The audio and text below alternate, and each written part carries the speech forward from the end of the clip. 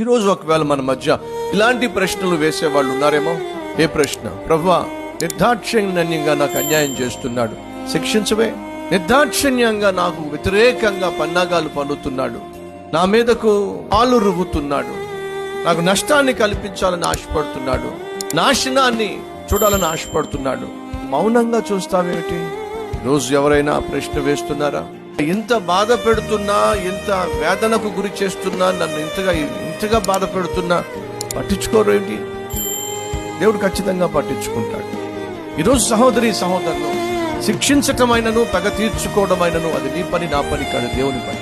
కాబట్టి ఎవరెవరిని కూర్చో అనవసరంగా నీ మదిలో, నీ హృదిలో బాధ వేదన పెట్టుకొని ప్రతినిత్యము నీ జీవితాన్ని బరువుతో నింపుకోవడం కంటే, మోయ సఖ్యము కాని భారంతో నువ్వు జీవించటం కంటే నీకున్న బరువు అంతటిని కూడా దేవుని సొంత దించేసాయి, జవాబిస్తా.